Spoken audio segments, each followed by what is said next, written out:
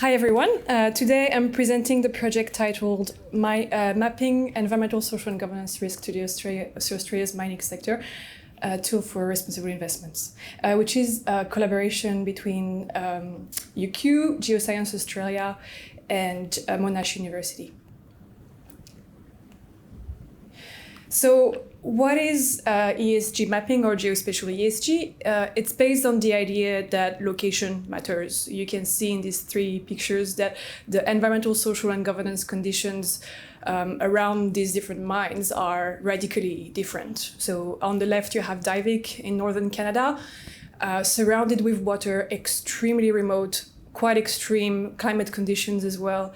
In the middle you have Escondida in Chile, also quite extreme climate conditions, but very different. No water, 3,000 meters above sea level, on indigenous people's land, quite remote as well, but not as remote as Divik.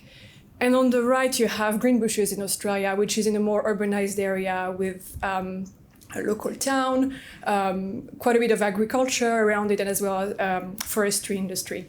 So location influences a site's ultimate environmental and social impacts. It also influences the type of mitigation strategy that might be available and that their effectiveness as well. It also influences, obviously, mine planning. You cannot plan for a mine in isolation from its surroundings. And also influences mining development. And sometimes these spatial ESG factors represent a risk to development. So the core of the work that we did was to review spatial data sets that were relevant for ESG mapping at the scale of Australia. We found a rich diversity of data sets available, and we selected 31 of them based on discussions that we had with different experts across SMI and UQ. We grouped them in 6 different themes, and for each of these data sets, we discussed how they should be interpreted in the mining context, and we discussed data quality issues as well as precautions for use.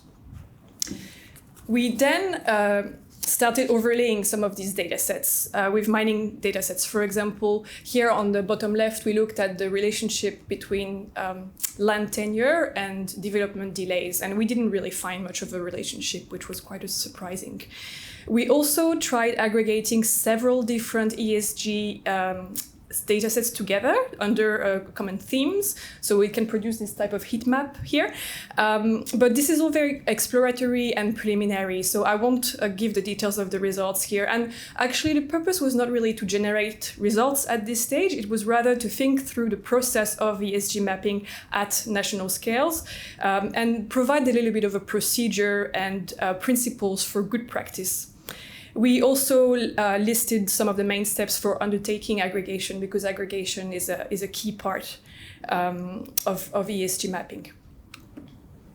So as a conclusion, we think ESG mapping has value as a pre-competitive pool of knowledge in early stages of decision making, because it allows you to compare different locations across Australia and also to compare a location to an Australian average. However, this is not for local decision making. It does not replace local data collection that needs to be done for social or environmental impact assessment, for example. But we think it has value for policymakers and any actor who want to understand the Australian territory as a whole and perhaps then identify locations based on certain attributes. And more work is needed. We think we've just been laying out the foundations for this kind of work to be done in the future. I'll stop here, just letting you know that the preprint of the paper that we wrote for this project is available on my Google Scholar profile. And thank you anyone in the room who provided inputs during this project.